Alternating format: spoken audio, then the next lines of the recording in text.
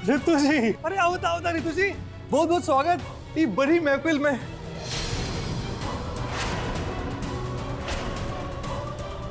देखी तार पतिदेव कितना बढ़िया नाचा था नहीं। खाली देखा ना, ताली भी बजावा, ताली बजा के ओकरा के उत्साह बढ़ावा। अरे चिंता ना करी, मोबाइल फोन हमरा हाथ में बा। हाँ, हम खुश हुई थे, तेरा भाई के भी फोन करके हम छुड़ा दी। अरे बजावा ताली बजावा। हमें जब ताली बजावे ना, मिथिलेश जी के झापड़ मारे आई हुई।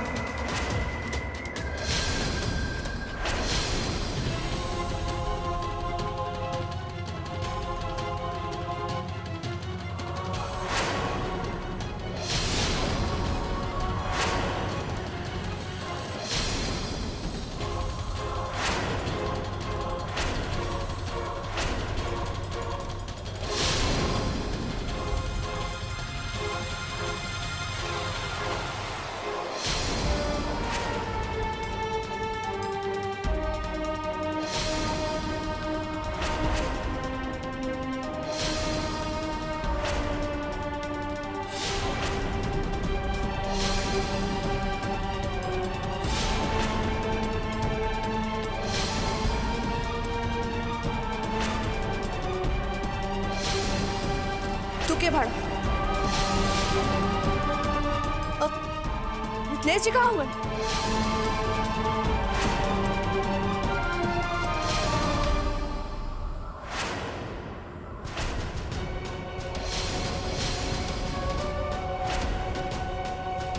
तुम यहाँ बनी रितु जी।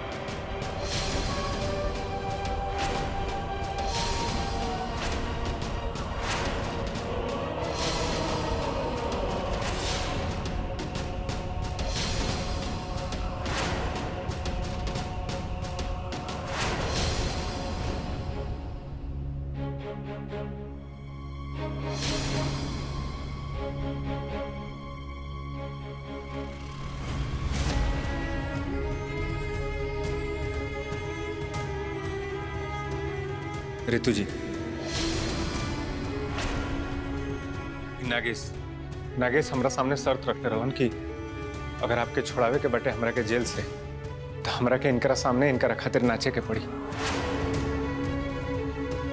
और रितु जी, आप भी तो हमरा कला के पसंद ना करी लेना, आप हमरा के हरदम नाचे से मना के ले बनी। का करती रितु जी? वो समय नागेश के हम मना ना खपे नहीं। रितु जी, आप हमारी जिम्मेदारी बनी, आपके जेल से छुड़ावल हमारी जिम्मेदारी रहे। और यही से नागेश तारा संगे हमारा के चाल चल के पड़ा।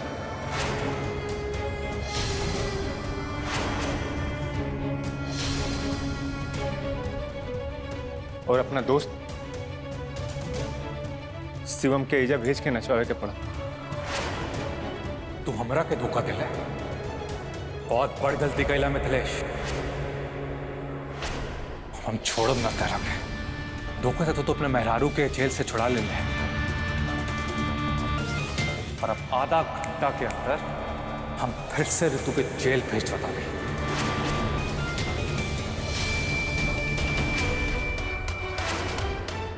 और ये बार पीटीओ मैडम जेल चाहिए।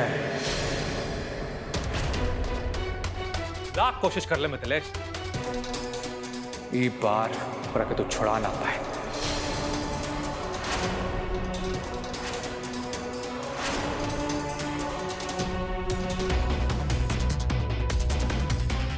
प्रणाम नागेश भैया। हे पांडे, ध्यान से सुन। हथकड़ी लेके तुरंत यहाँ पहुंचा और ये तुझे गिरफ्तार करके फिर से जेल में बंद कर दिया।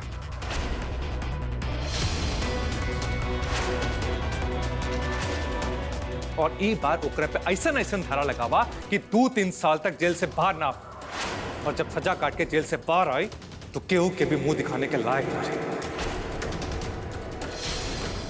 और केहू ओकरा खातिर अपन दरवाजा ना खोला। नागेश भैया, ये बार माफ कर। कहा है ना कि साहब लोगों के दौरा होए वाला बा, तो हम बिना वजह केकरो हवालात में बंद नहीं कर सकेंगे। ये बार अपन गुस्सा के कंट्रोल करना नागेश भैया।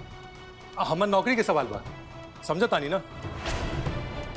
मतलब तू तू पवन के ना ना, पवन के खिलाफ तरज्जो के लिखित कंप्लेंट बा। वो इतना आसानी से नहीं छूट सकेला। रोआ निश्चिंत रहे, हम फोन रखता नहीं।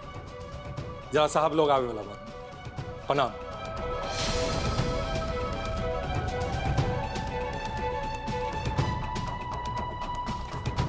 मिथिलेश बाबू, धोखा से तो तू रितु के छुड़ा ले ले, पर भूला मत पवन अभी भी जेल के अंदर है। और अब तू देखा हम ओकरा का असर करा था नहीं।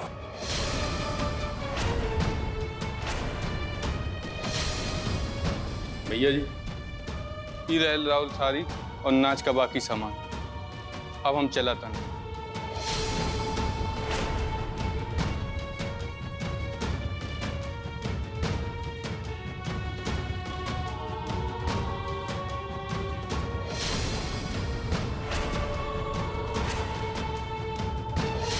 रितु जी,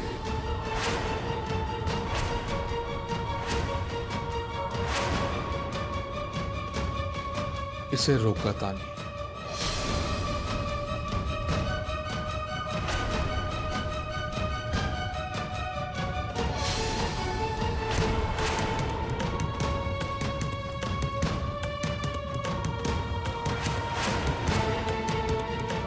अब कुछ भी होके लहंगा चुन के हम जला के ही तंगे। ना रही लहंगा और ना हुई नाच। अच्छा इला रितु जी,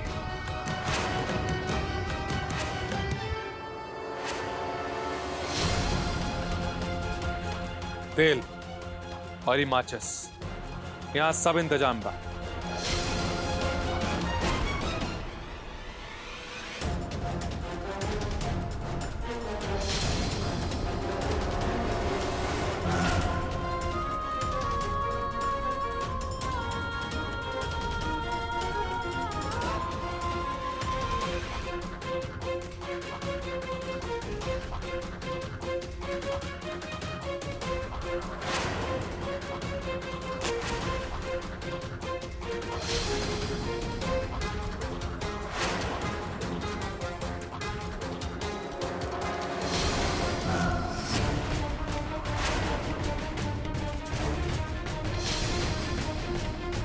क्या करते हैं रितु जी?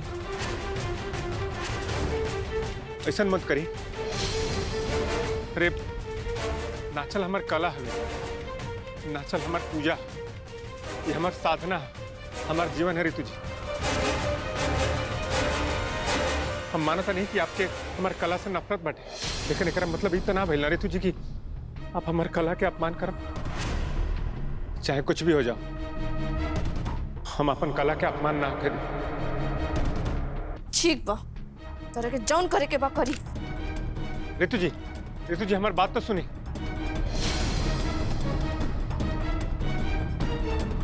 हमरा के बेवकूफ बना के तू बहुत बड़ गलती कर दे मिथिलेश। अब देखा एक कर अंजाम कितना भयानक होगा।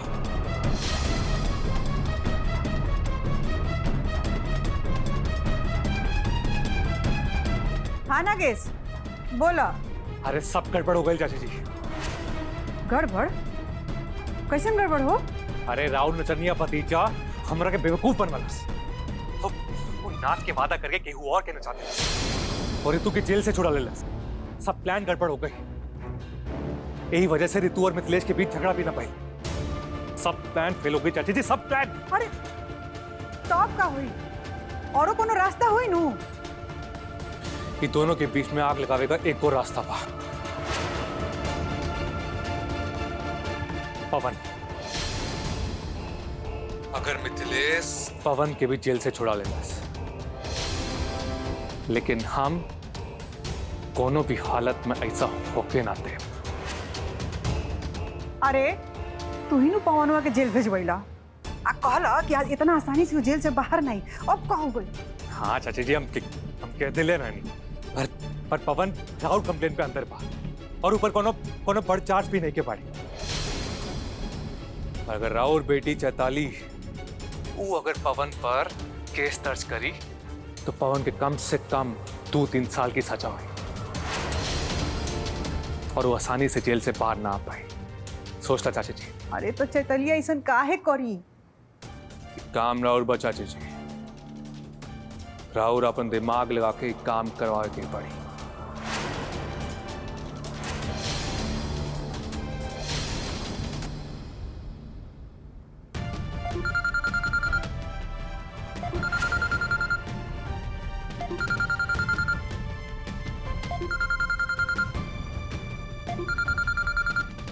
चैतलिया के फोन पे भावना नाम के फोन आता। चैताली, पवन अगर जेल में बा तो ओकरा के छोड़ दा। हम तहार इंतजाम एजा कर देले बानी। एक अमीर लड़का बा सोनू टंडन, जो दिल्ली में ही रहेला। हम ओकरा साथे तहार टाका भिड़ा देब। का भइल? का सोचे ताड़ू? कुछ बोलत काहे नहीं खे? हम चैताली के माई बोलत तनी। अरे तोरा चैताली के बीच में का खिचड़ी पकता? हाँ, सच सच हमरा के बता दे, ना तो तोरा माई के फोन लगाओ में हमरा तनको देर ना लगी। चैताली पवन से प्यार ना करेली, ओ खाली प्यार के नाटक करताड़ी। नाटक? और नाटक का है रे? तो चैताली के पवन के साथ भाग के दिल्ली आवे के बा, ताकि वो एक बड़े शहर में लग्जरी लाइफ जी सके। सुन, ये सब बात के जिक्र न केकरो से मत कर, यहाँ तक कि चैतालियों से ना। और न तो वो आके तोर बैंड बजाओ में हमरा समय ना लगी। चैताली, अम्मा जी, चैताली। तो भोले बाबू की आवाज लगता। भोले बाबू रुआ एजा, इतना घबराइल क्या लगत नहीं रुआ? अम्मा जी, सब कुछ खत्म हो गई, सब सपना टूट गई हमार। का बोल भोला बाबू? चैताली बहुत गलत कैली हमरा साथे, हमरा के धोखा दे देली हो। चैताली दिल तोड़ देली हमार। ई रुआ का कहता नहीं? हम बस यही कहे आयल बानी कि अब हमरा कभी चैताली के संगे कोनो रिश्ता नहीं के रखेंगे। आज से हमार होकर कुल रिश्ता खत्म। और ओकरा गले में जौन हमारे नाम का मंगलसूत्र बा, हम वापस लेवे आए बानी। हमरा के चैताली से तलाक चाहिए बस।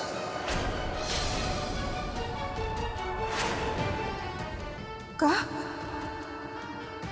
तलाक? भोले बाबू रुआ भी किस में बनी? आई बैठी, अब फिर ना हमरा अम्मा जी, बात अब इतना आगे बढ़ गई कि बातचीत करके कोनो फायदा नहीं खे। हमरा के वफादारी के बदले बेवफाई मिलल, धोखा मिलल हमरा के। पर बस अब बहुत हो गई बा। बोलाई चैताली के, हमरा के तलाक पेपर पर ओकर साइन चाहिए बस।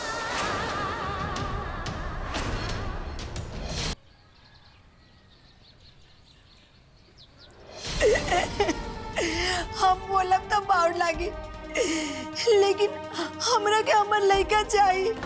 हे भगवान, ना जाने कौन हमनी से पाप हो गई जेकर सजा मिलला। हमार बेटा जेल में चल गए।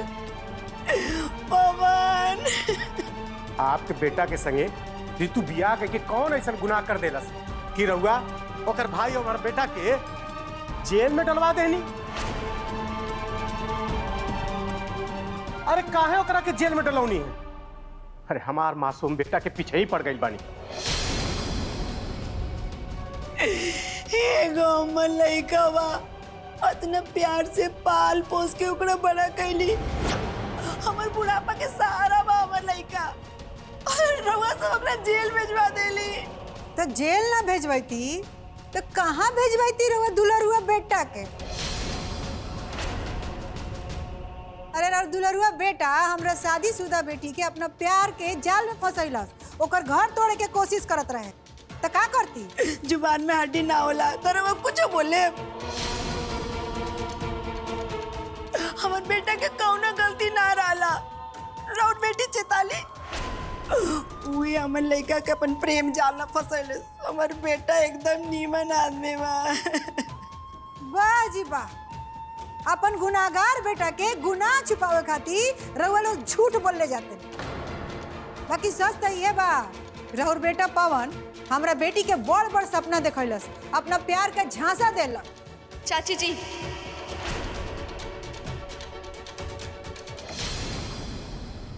ये सब कुछ झूठ बा। एमे पवन की गलती ना बल्कि चैताली की गलती बा। झूठ मूठ कहानी सुनावी की। रितु जी, मिथिलेश जी, एक मिनट हमरा के बोले थी। चैताली अपन मन गढ़ंत कहानी सुना के अपने आप के बेचारी साबित कर ले बनी, ताकि वो पवन के हमदर्दी हासिल कर सके।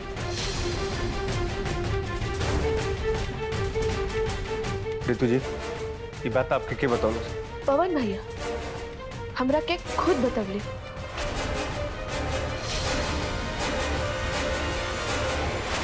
अच्छा भइल कि चैताली के कारनामा के पता हमरा पहले ही चल गए। अब कुछ भी करके हमरा चैताली के घर टूटे से बचावे के पड़ी। झूठ है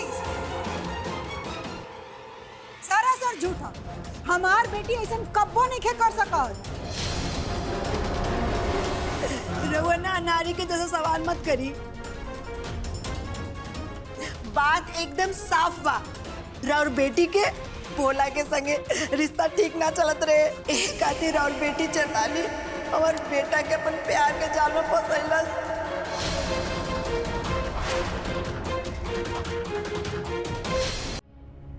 चाची जी, हम पवन के खूब बढ़िया से जानते नहीं, वो ऐसा वैसा लेके ना। चैताली, चैताली आवतानी माई। आ गई हमार बेटी। हाँ माई। बताओ ते, अब ये दूध के दूध अब पानी के पानी हो जाई। बताओ। अरे हम मुँह चाहता नहीं कि दूध के दूध और पानी के पानी हो जाए। मुंह बंद रखे तब न होई। कहते पवन के सामने भोला बाबू के दुखड़ा रोके पवन के अपने जाल में फंसौले। बताओ सच का। ना माई, ये सब तो झूठ बा।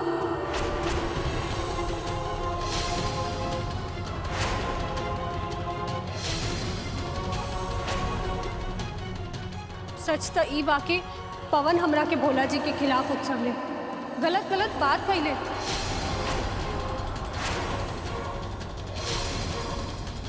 फिर धीरे धीरे हमरा से मिले खातिर हमरा के जबरदस्ती बाहर बुलावे लगले। हमार कमजोरी के फायदा उठा के ऊपर से हमरा की ब्लैकमेल करे शुरू कर देले।